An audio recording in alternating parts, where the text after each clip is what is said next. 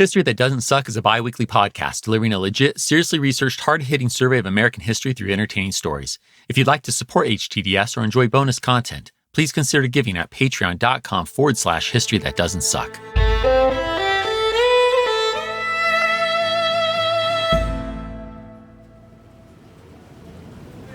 It's early in the pre-dawn morning, August 4th, 1914. Only one day since Germany declared war on France, and Germany's SMS Goeben is steaming westward through the Mediterranean. She's an impressive vessel. The Goeben only launched 2 years ago, well after that revolutionary year of 1906, when Britain's big guns-only battleship, the HMS Dreadnought, so drastically upped the ante in naval warfare that the world's navies now speak of battleships as pre-Dreadnought or Dreadnought. The Goeben isn't a battleship, but she does belong to a new breed that merges Dreadnought guns with first-class cruiser speed, the battle cruiser.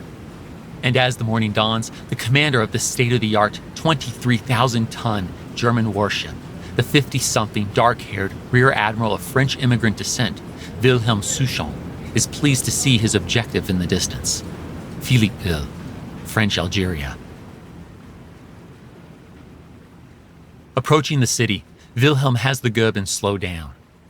Situated on the craggy coast of France's long-held and most prized of colonial territories, Algeria, Philippeville is crawling with French soldiers of European and North African origin, soon to cross the Mediterranean to join the war in Europe. Hence, it's the perfect target. At 6:08 a.m., the Goeben's 6-inch guns open fire on Philippeville. Shells damage the railway station. They blow up a magazine. Other buildings around the harbor suffer damage as well, while French coastal batteries answer in kind. The action is only 10 minutes and fails to strike French troops or transports, but the admiral is satisfied.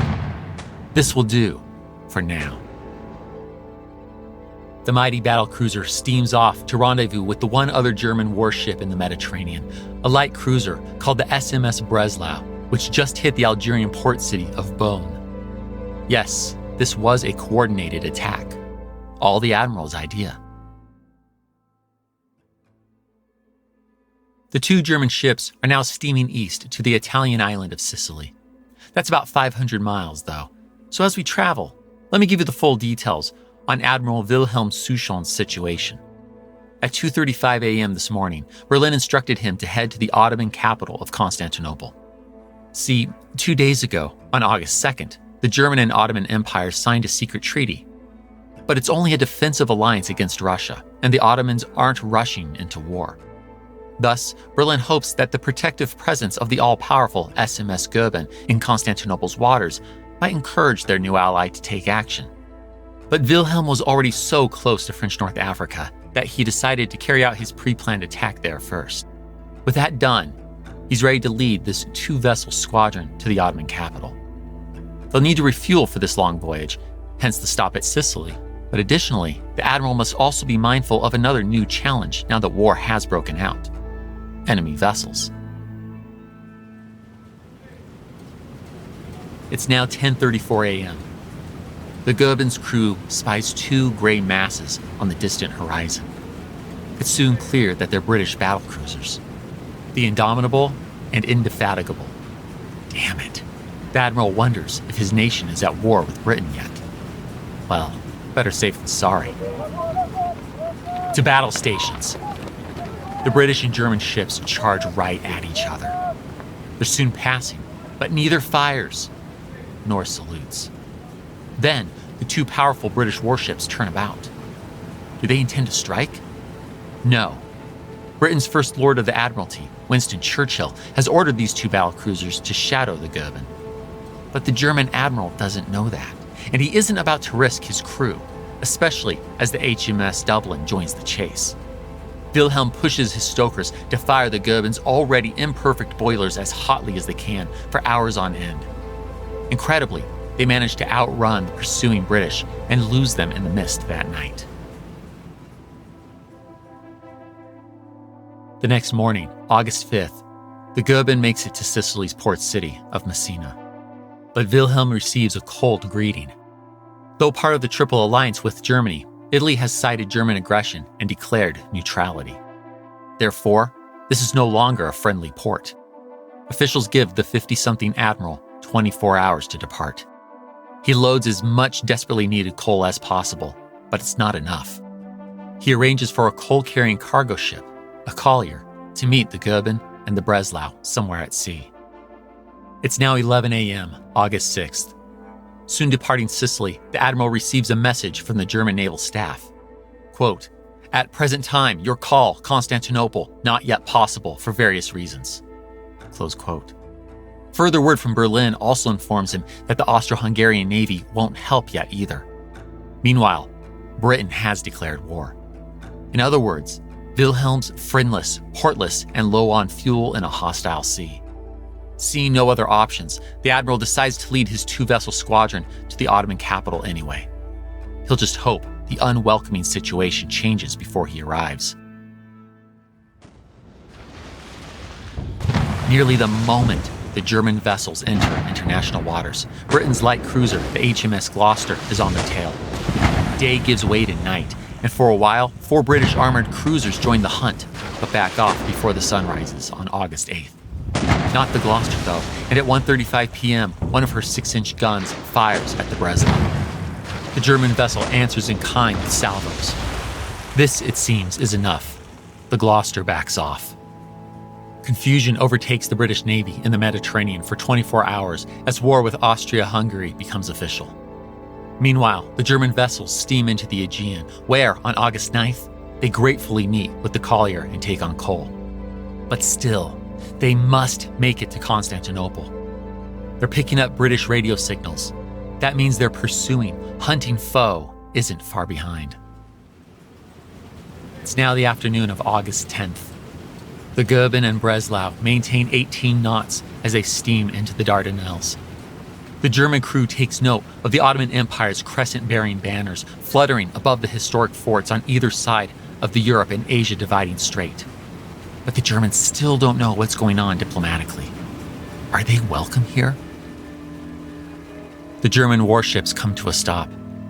They and the Ottoman forts train their guns on one another. 2 Ottoman destroyers are soon steaming toward them. The admiral wonders, will he and his men die here? Will they be turned away to meet their deaths by British guns? It's neither. The 2 Ottoman vessels signal that they are here to escort the Germans through the mine-laden strait. Relief washes over the German crews. Perhaps they have friends in Constantinople after all.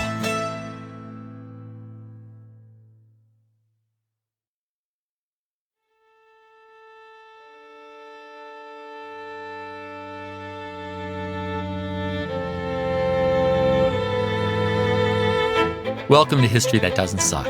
I'm your professor, Greg Jackson, and I'd like to tell you a story.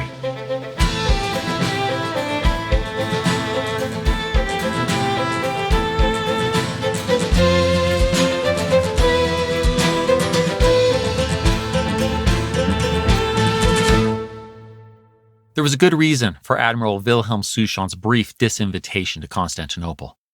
The Ottoman Grand Vizier was extracting all sorts of promises from the German government, the pinnacle of which was the transferring of the Goeben and Breslau to the Ottoman Empire. The ships are renamed the Yavuz Sultan Selim and Midjili, respectively, while their German crews don fez caps and join the Ottoman Navy. Quite the win, especially as the vessels essentially replaced the 2 dreadnoughts the Ottomans just lost. Well, never received. The Ottoman government had previously commissioned British firms to build the ships, but with the war breaking out, Britain's First Lord of the Admiralty, Winston Churchill, requisitioned both. None of this forced the Ottomans to enter the war, yet all of this set the stage for it to do so as Germany and Austria-Hungary's ally on October 29, 1914. Thus, the main early power players in the Great War's dueling alliances are set. These are the Central Powers of Germany, Austro-Hungary, and the Ottoman Empire, and on the other side, the Allied powers of France, Britain, and Russia. Now, HTDS remains a U.S. history podcast, I promise, but even though the United States doesn't enter this war until April 1917, understanding that decision requires a basic grasp of what this war looked like before then. So today, we'll get that basic grasp with the story of World War I from 1914 through the end of 1916, And given our perpetual U.S. focus, I'll pay special attention to the region of the war that will most deeply concern the United States, the Western Front. We'll see the development of new military technologies, including gas, flamethrowers, and early aerial warfare. We'll meet soldiers from Britain and France's large global empires. We'll experience the evolution of trenches. We'll get a glimpse of the Second Battle of Ypres, as well as the battles of Verdun and the Somme. And with all of that, I'll still be sure to mention, even if in the greatest of brevity, what's happening on the Eastern Front and in the Middle East, as both will have important consequences for the United States. And P.S., though HTDS is not a global history, please keep in mind that Japan is furthering its imperial ambitions by fighting as an allied power in the Pacific, and there's some action in Africa. And even still, we'll get a taste of these developments in future post-war episodes. So, ready for more than 2 years of war in 1 hour? Good. Then let's leave the Dardanelles and head to the Western Front, where, this December, a batch of fresh French troops are getting their first taste of no man's land. It's 8 a.m., December 16th, 1914. We're about 100 miles north of Paris, 2 miles outside the French village of Amiens. French artillery, powerful 75s, are slamming the German lines as Louis Berthat and the rest of the 280th Regiment's 21st Company take their positions in an advanced trench. Just last month, this dark-haired, mustachioed Frenchman was at home in Périac-Minervois with his wife and their children. But conscription paid no heed to his 6-year-old's protesting screams of "Papa" at the train station. Now, this very average French villager, a family man, barrel maker, and in his case a socialist, is a soldier standing in a trench, painfully processing his company's orders. Are they really going to charge in broad daylight at the Germans? He gets his answer only minutes later as those fateful words ring out. En avant! The company turns a corner into a trench running straight at the German line. At its end is a set of crude steps. Again, Louis can hardly believe it. They're not going out in mass, but single file. And it doesn't take the German machine gunners long to notice the rifle-bearing men in blue coats and red pants running at them. Louis charges out. Men he stood by minutes ago litter the ground, dead. He leaps over their bodies and splashes through blood to join the others flattened against a nearby railway embankment. German bullets whiz by, making a sickening thud as they strike earth or flesh. This whole squad of southern Frenchmen is pinned. But an impatient commander in the trench is unconcerned. He yells out, "If the section doesn't move forward, we'll fire on it." With no other choice, Louis crawls forward. Those who dare to stand are filled with bullets. Louis sees a buddy from back home. He calls out, "Ferrier, old friend, I think if we want to see the church tower of Périac again, we need to clear out of here." Creeping a bit farther through this field that used to be a sugar beet farm, Louis rises and dashes toward a shallow spot of earth. A machine gun tears up the ground around him, but he makes it. He's safe. Others do too. They dig deeper as the bullets continue to fly. By nightfall, Louis has seen countless soldiers drop dead, bandaged a man with no jaw and half a dangling tongue, and is yet watching the village school teacher from Espézet draw his last breaths while bleeding out from his shredded stomach. The teacher dies later that night. Trench warfare, la guerre des tranchées, as the French put it. No single phrase better sums up the Great War, especially the Western Front. But these trenches didn't appear overnight, nor was the slaughter we just witnessed in December 1914 peak trench warfare. With no disrespect to the dead, the battle we just witnessed was filled with bad tactics. Commanders on both sides are still learning how to fight in the trenches. But that raises the question, why trench warfare? Let's take it from the top. After July and early August's declarations of war, the Schlieffen Plan-inspired German army appeared to be an unstoppable war machine. It charged through Belgium and barreled through northern France. Indeed, France and its ally, Britain, considered it a miracle when they brought the German advance to a halt at the First Battle of the Marne in early September, hence the miracle of the Marne. Of course, you remember all of that from the last episode. But the French and British soon learned that stopping the Germans and actually pushing them back were two very different things. Both sides began trying to outflank the other, which meant holding their ground while sending other troops farther to the north. As the weeks passed, this race to outflank the other became the race to the sea, resulting in a crude, curving hundreds of miles long front line, filled with trenches running from the Swiss border all the way up to the English Channel by the end of October 1914. Thus we have the Western Front. But as the flanking failed, both sides found their troops couldn't advance without getting slaughtered. It seems that industrialized modern weaponry has completely changed the way war functions. Here are a few examples. Let's begin with that most basic of weapons carried by infantrymen, the rifle. From muzzle loading to breech loading and repeating, we've seen this firearm evolve significantly since our early American Revolution episodes. Long gone are the days of firing one ball every 30 to 60 seconds and hoping it even discharges. Now, infantrymen have far more dependable, repeating rifles, like Germany's Gewehr 98 and Britain's Lee Enfield rifle Mark III. These can easily fire 15 rounds per minute, and that speed doubles in the hands of well-trained troops. In fact, back in August 1914, when the Germans first encountered the British, or to use some Great War slang, when the Fritzes first encountered the Tommies, they genuinely mistook this small but professional army's rapid rifle fire for machine guns. Speaking of the machine gun, it too has advanced quite a ways from its Gatling and Maxim gun predecessors. It's faster, lighter, more durable, and more powerful. Take, for instance, Britain's Vickers machine gun. This modern marvel of war fires 600 rounds per minute, has a range of 4,500 yards, and, thanks to its water cooling capabilities, can operate for hours on end. Artillery, too, has upgraded in just about every sense.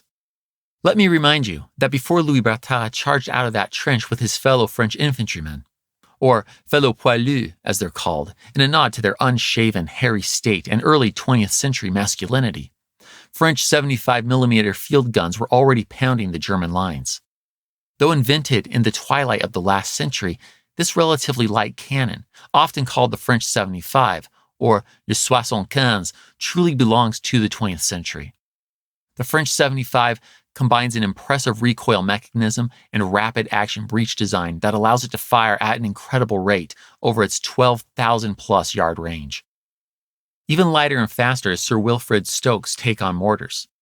While not the most accurate, this 50-inch long, 3-inch diameter, 100-pound tripod-looking mini cannon that will come out later in 1915 can fire 20-plus bombs a minute. Like the French 75, the Stokes mortar belongs to this new bold century. Facing these state-of-the-art weapons and others to boot, the Allied and Central Powers alike dig trenches to hold their positions.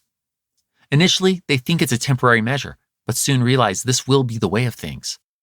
As such, they start to try to cross the shelled-out, machine gun-riddled patch of earth between their trench and their foes, that lifeless space dubbed no man's land.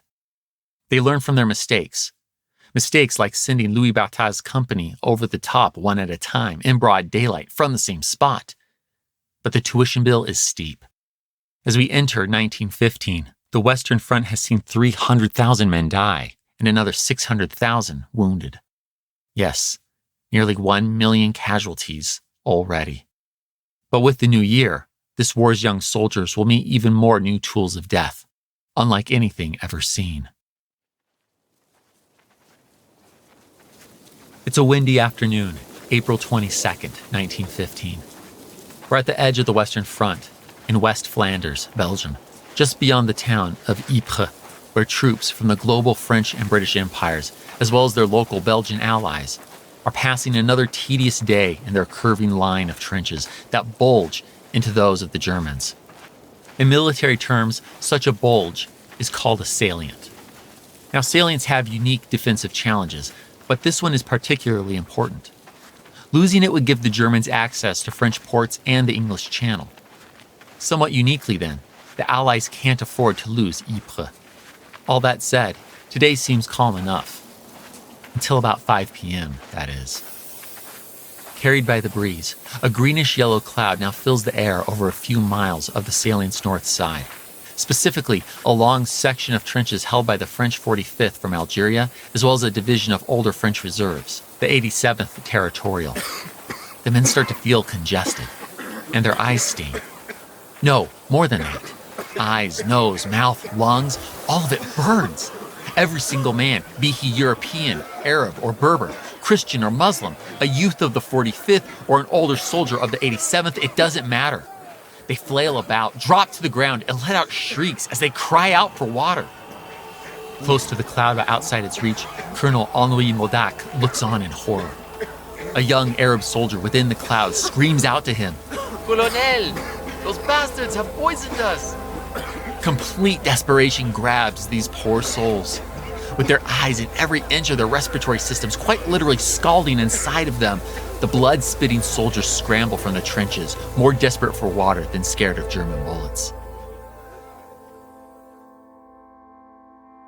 Germany's use of chlorine gas today not only starts the Second Battle of Ypres, it effectively gives birth to modern chemical warfare.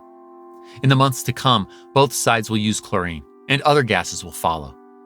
Far more deadly and invisible phosgene in late 1915, and perhaps more infamously, even if less lethal, skin-blistering and blinding mustard gas in 1917. Both sides will use artillery to launch gas canisters with horrifying effect and develop goggled gas masks to protect their soldiers. Gas causes less than 1% of the Great War's deaths, but by God, it psychologically wrecks soldiers, and hundreds of thousands of young men will be left blind or otherwise impacted for the rest of their often shortened lives. It's so terrifying that the later Geneva Protocol of 1925 will ban such chemical warfare. But to return to the Second Battle of Ypres, it does seem for a moment that gas could break the stalemate. After all, it devastates an entire 4 to 5 mile stretch of the Allies' trenches, incapacitating or killing its French and North African victims.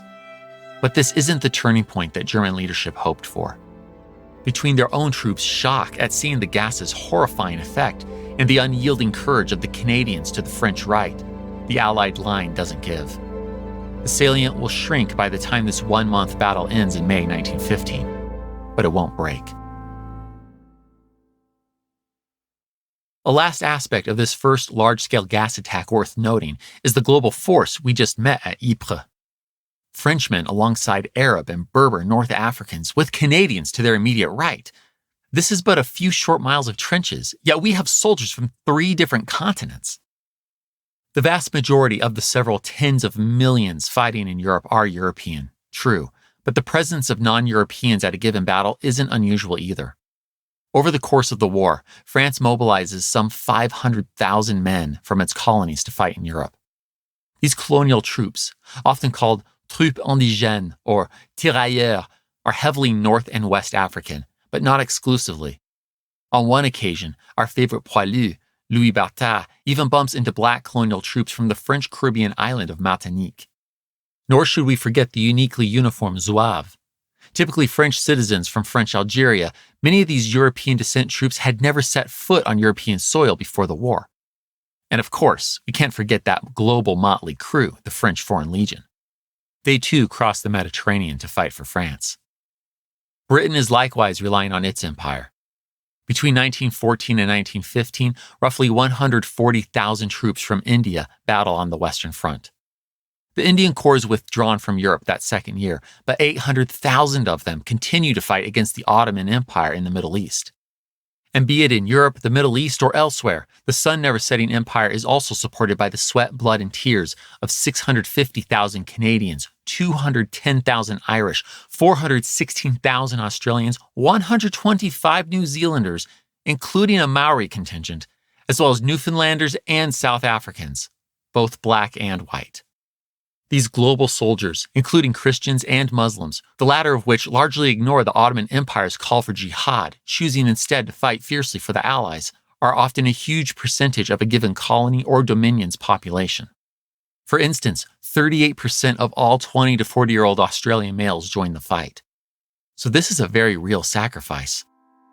Indeed, Australia and New Zealand, or Anzacs as their combined troops are called, will never forget what their troops give for the British crown in the Gallipoli campaign. Championed by British First Lord of the Admiralty Winston Churchill and named for the small European peninsula on the west side of the Dardanelles Strait, where this episode started, this campaign is an Allied amphibious attack seeking to bust through the mine-laden Dardanelles and take the fight to the very heart and capital of the Ottoman Empire. Within days of the chlorine attack at Ypres and the first arrests of what will become the Armenian Genocide, Anzac forces land at Gallipoli on August 25, 1915. It proves the start of a 9-month slaughter as the Ottoman Turks bravely defend their homeland and find a new national hero in the leadership of Mustafa Kemal, while the Anzacs give their all for the Allied powers and their king. The Anzac blood spilt and lives lost on the distant foreign shores of Gallipoli will later be seen as the start of Australia and New Zealand's future national identities. Both will forever remember the anniversary of that deadly landing at Gallipoli on April 25th as Anzac Day. There's so much more that can be said of 1915. But as soldiers on the Western Front fill the trenches, as soldiers on the Eastern Front lose and gain territory, while the Russian people fear Grigory Rasputin's growing influence and doubt the loyalty of their German-born Tsarina, Alexandra, as Italy sees the opportunity to pick up new territory and joins the Allied powers, and the American people fume at Germany's sinking of the Lusitania, our overview of the Great War and focus on the Western Front calls us to that theater's enormous German offensive of 1916. This is the devastating 10-month-long Battle of Verdun.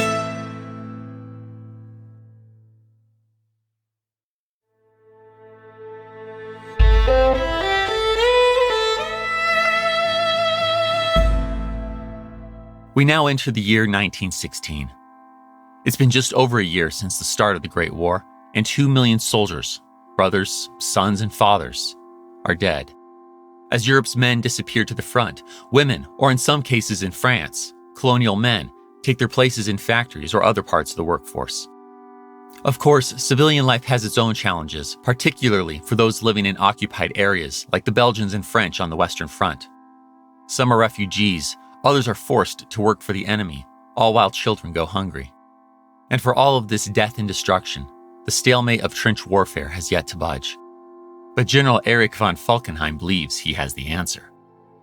A 54-year-old aristocrat, a Junker, and chief of the German General Staff with a quintessential Prussian mustache, Erich von Falkenhayn is determined to bring France to its knees.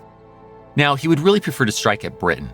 That's why he's an advocate of unrestricted submarine warfare, but among those he can hit on land, the German commander doesn't see victory in pressing through industrial-lacking Russia's endless land or hitting hard at alliance-switching latecomer Italy. France, though, Britain's crucial ally, an industrial power, yet lacking the population to bleed as indefinitely as Russia, that's the ticket. Break France, Falkenhayn believes, and Britain will follow. But the German commander can see as well as anyone else that simply sending men over the top, that is, charging out into no man's land, isn't working. That said, what if he can draw the French out? Can he make them charge into deadly no man's land, where his artillery can shred these men of the Third Republic? He thinks that's possible, and from there, historians will forever argue as to whether he intends to bleed France dry to total victory or simply hopes to bring them to the negotiation table. Either way, the key will be taking a piece of French turf so vital to France's tactical interests and sense of national pride, the nation will have no choice but to send wave after wave of poilus to try to retake it. That place is Verdun. Roughly 150 miles east of Paris, Verdun holds a special place in the hearts of the French people.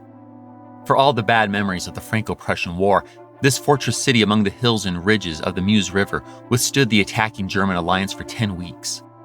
Following that war, the French built impressive steel and concrete forts on Verdun's surrounding hills, and in 1914, this surrounding ring of fortifications stood firm against German attacks, only adding to the region's storied reputation. Yes, the fall of Verdun would crush France's spirit, and better still, this salient is ripe for the taking.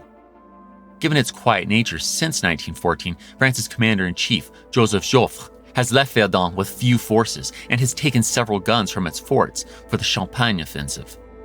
On the ground, Lieutenant Colonel Émile Drian has sent warnings of Verdun's vulnerability for months, but France's husky, white-mustachioed commander has given little heed as he busily prepares to attack the Somme.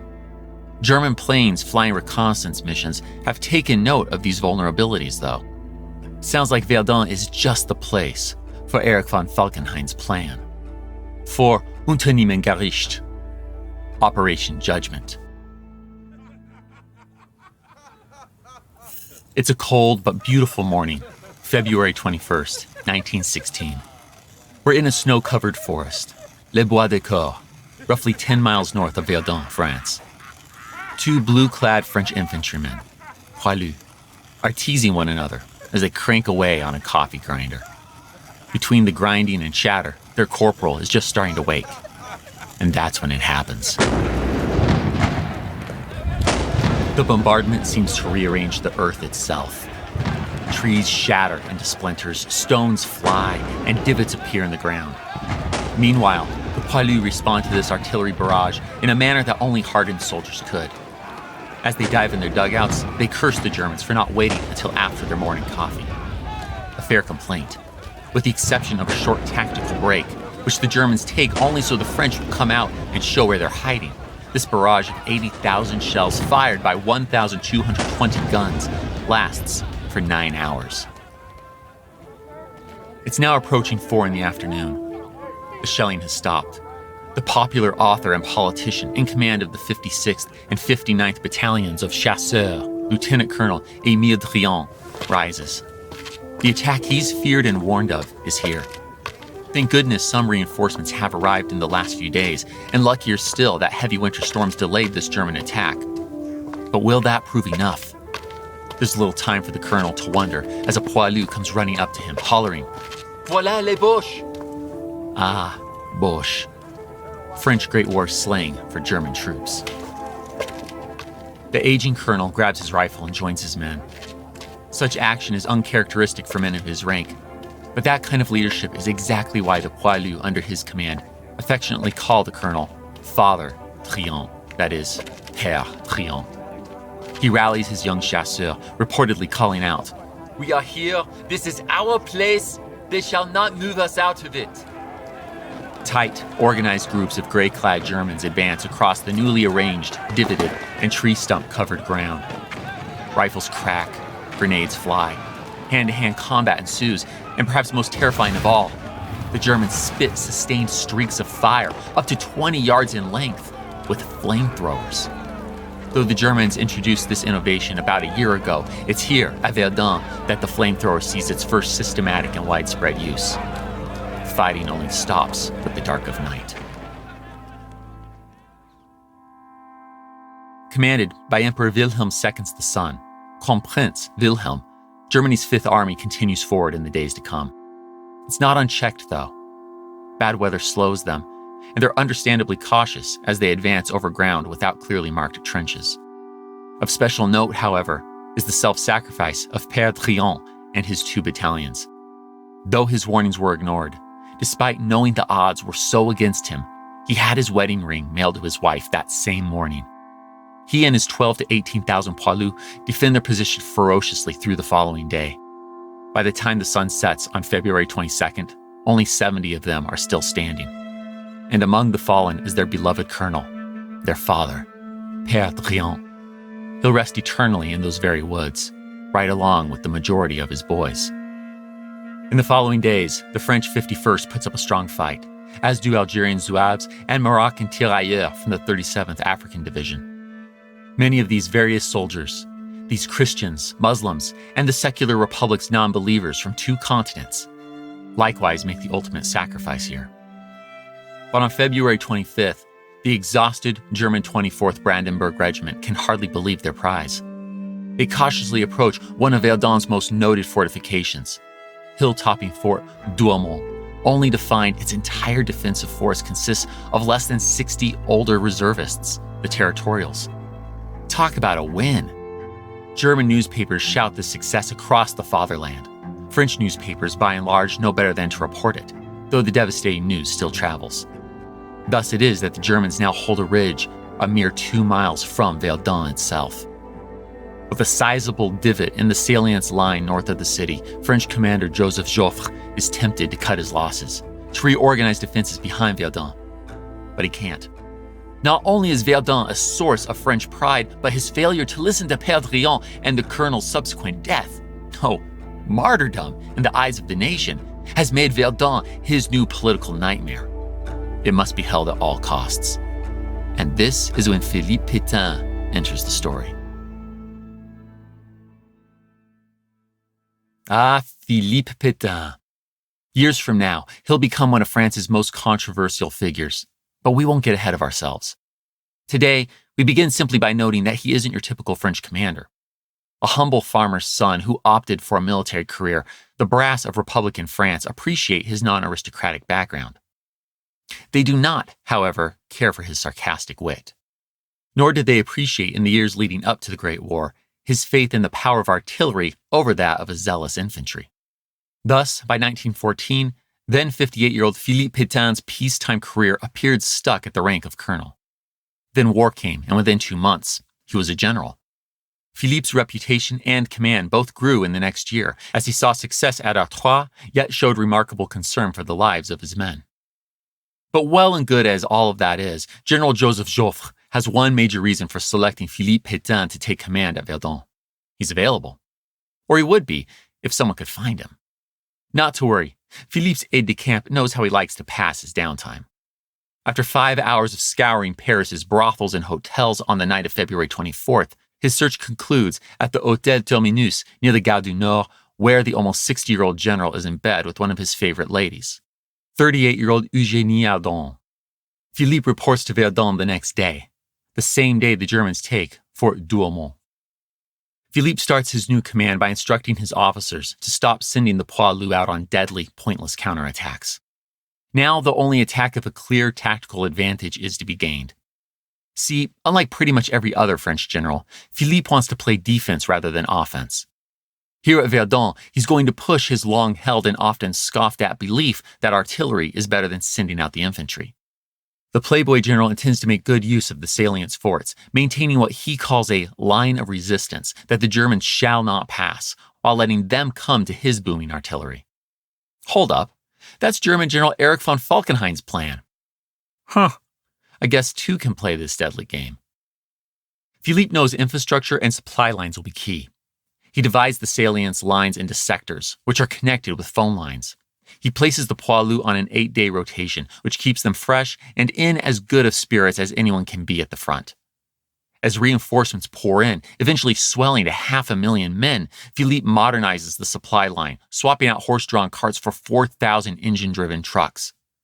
This endless stream of heavy vehicles pummels the road, referred to as la voie sacrée, that is, the sacred way. So the thin, mustachioed general assigns the too-old-to-fight territorials to road maintenance. They're joined by a small outfit of colonial workers from French Indochina, or as you and I will later know it, Vietnam.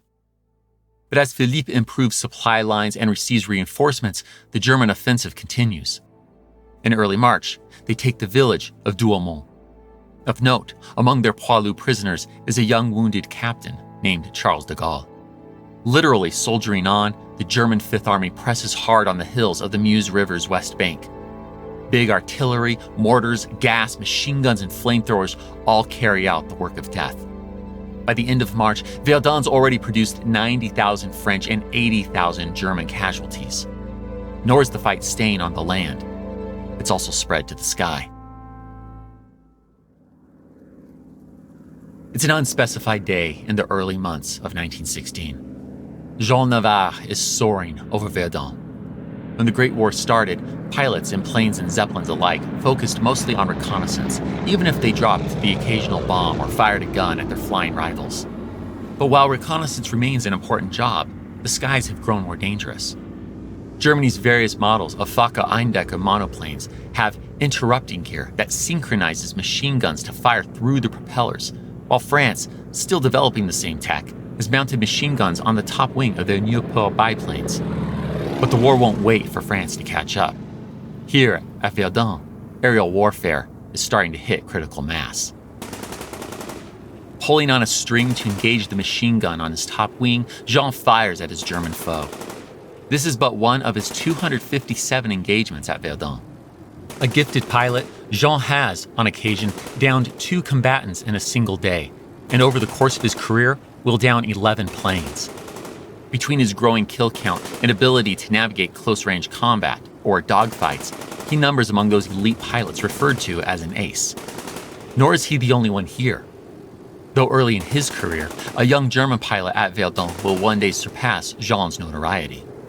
But we're not ready for the story of Manfred von Richthofen, aka the Red Baron. Not just yet. Yet, despite his ace status, Jean Navarre hates killing.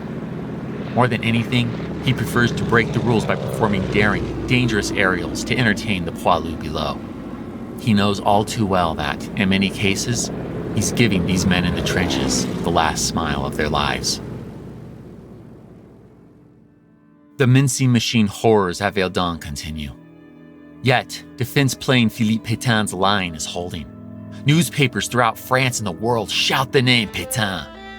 Joseph Joffre is becoming concerned. Might increasingly popular Philippe take his job? The heavy-set commander of the French military decides he has to get Philippe out of the way. But he won't let that distract him from the offensive he's now planning with his British counterparts either. One that he's sure will break the stalemate when they attack the Germans in northern France at a stretch of the Western Front near the Somme River.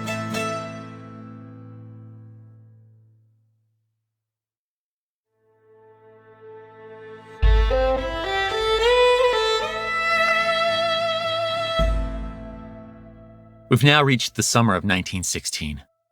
The Great War is going in several directions right now. Here's where things stand across the war's major theaters. Feeling threatened by Philippe Petain's rising star, but knowing he can't exactly fire a national hero, French commander Joseph Joffre gets rid of him another way, through promotion. In early May, Philippe receives command of Army Group Center. Verdun remains under him, but now at an arm's distance, with General Robert Nivelle taking his place. His leadership is a more traditional offense approach. The mincing of tens of thousands of men each month at Verdun will continue. At the end of May, Britain and Germany's pre-war naval arms race comes to a head. Powerful dreadnoughts, battle cruisers, and more, a total of 250 warships, blast away at one another in the North Sea. Over the course of a few days, this engagement, the Battle of Jutland, sends 6,904 Brits and 2,551 Germans to their watery graves. Yet, despite Britain's heavier death toll, the battle is inconclusive as the heavily damaged German Navy fails to break the likewise hurting British Navy's strangling blockade. Frustrated but aggressive as ever, German Vice Admiral Reinhard Scheer argues that if Germany is to break Britain, it must resume the policy pursued through most of 1915, even if this upsets the Americans. Germany must engage in unrestricted submarine warfare. On the Eastern Front, Russia launches its Brusilov offensive that June. Fighting through the summer, Russian forces regain ground in Galicia taken by the Austro-Hungarians last year.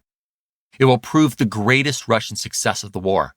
But hundreds of thousands will die on each side, while wounded and missing will run the 3-month campaign's casualties well over 1 million, thus adding to the millions of casualties Russia's already seen. The suffering Russian people are running out of patience for this war, and for their Tsar. Oh, and of course, hundreds of thousands of casualties have stacked up in the Balkans too. In the Middle East, British forces are fighting their way through Ottoman defenders in Mesopotamia. Thomas Edward Lawrence, aka Lawrence of Arabia, is assisting and encouraging the Sharif of Mecca, Hussein ibn Ali, to carry out an Arab revolt in the name of independence from Ottoman rule. Yet, neither Lawrence nor the Sharif know that, at the same time, Britain's Mark Sykes and France's François-Georges Picot are working out a secret agreement as to how their respective empires will divvy up a post-war Ottoman-free Middle East. There's yet more action in Asia and Africa, and even Ireland, where British forces are crushing a rebellion, seeking an independent Irish republic. But fascinating as all of these developments are, they are not our stories today. Continuing with our focus on the Western Front, the summer of 1916 brings us to what well may be this theater's, if not this war's, most infamous battle, the Somme. You might remember my mentioning the Somme briefly a little earlier.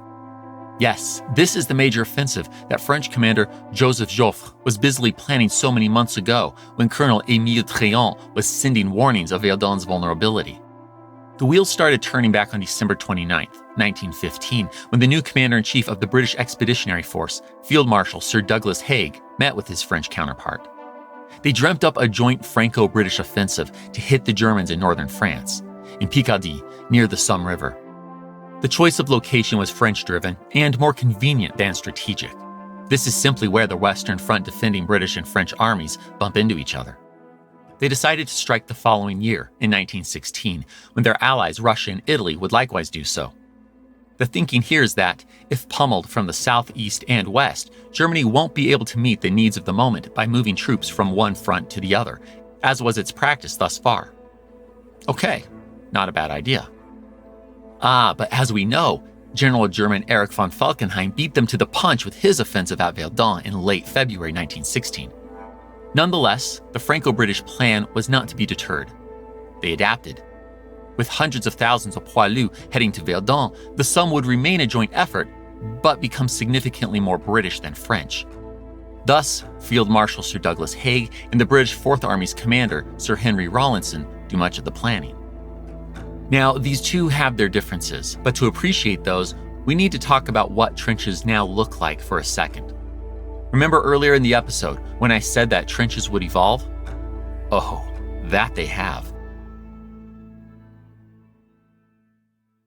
Not all trenches are equal, but generally, defenses start with barbed wire.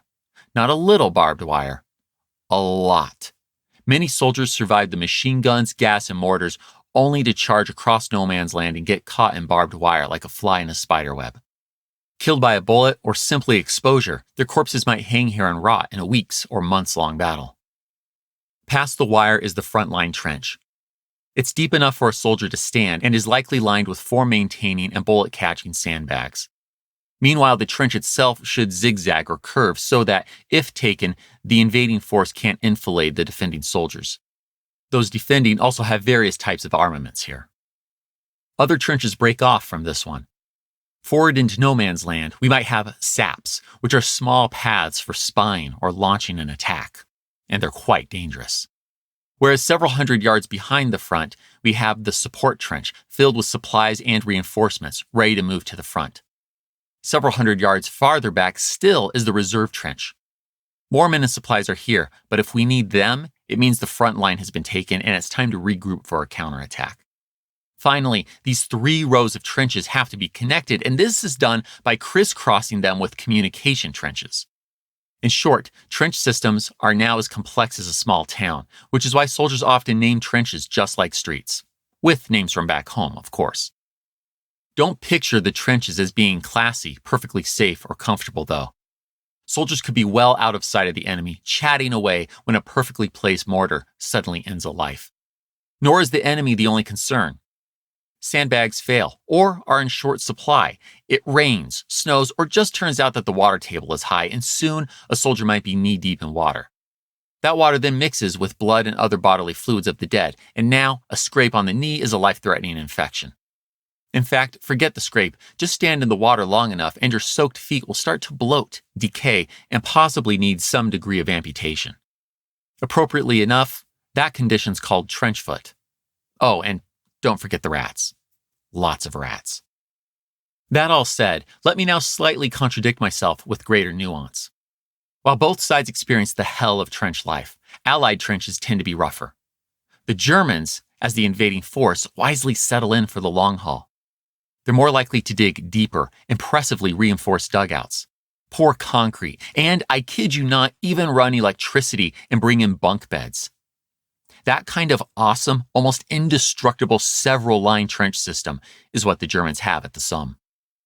And with that background, let's talk strategy. Sir Henry Rawlinson wants to blast the Germans for days on end with artillery. Great, that's agreed upon. And given that starting point, Field Marshal Sir Douglas Haig optimistically thinks that, after their bombardment's undoubted success in decimating the barbed wire and German trenches, British infantry will meet little opposition. They'll be able to fly through the German lines.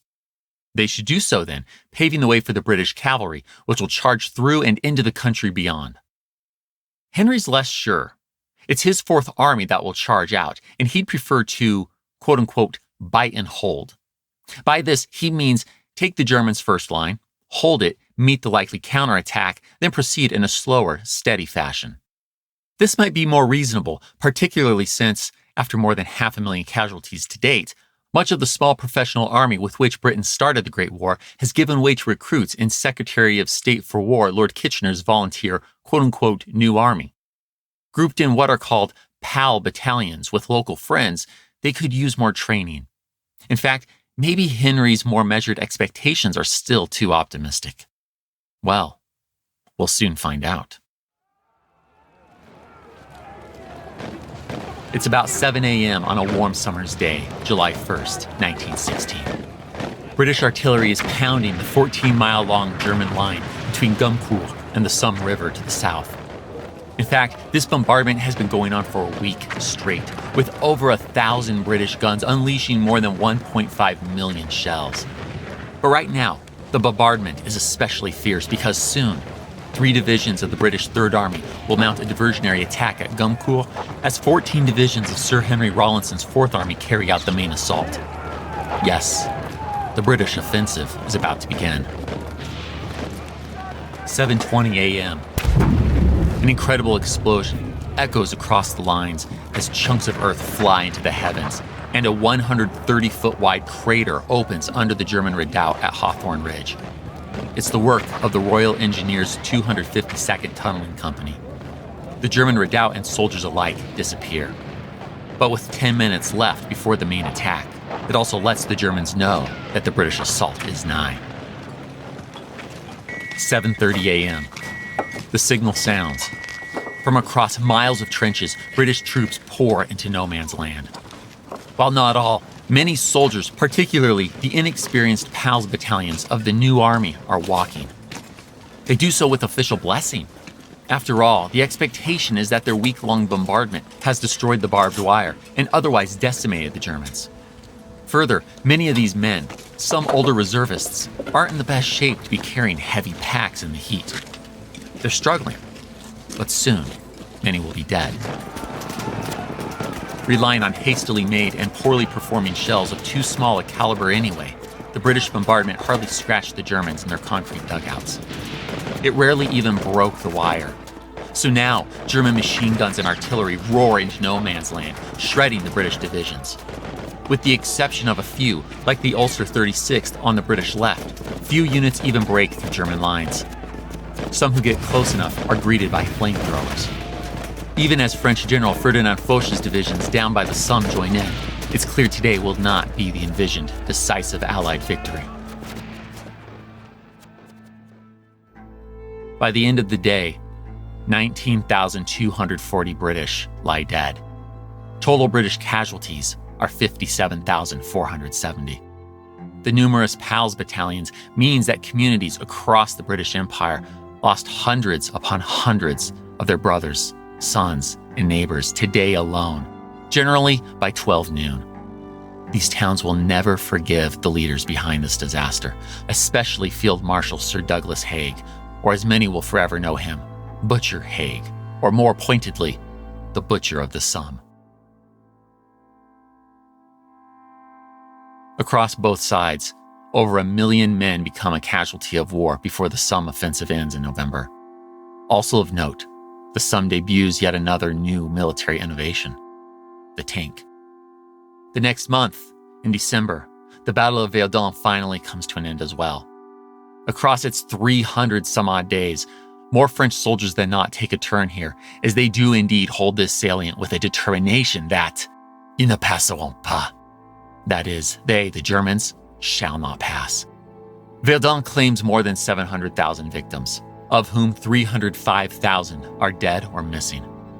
And of course, I've only given you a small glimpse of a few battles and campaigns. From the Western to the Eastern Front and beyond, there are so many others. The dead are stacking up by the millions. This is indeed a lost generation. Feeling these losses, how do the living even cope?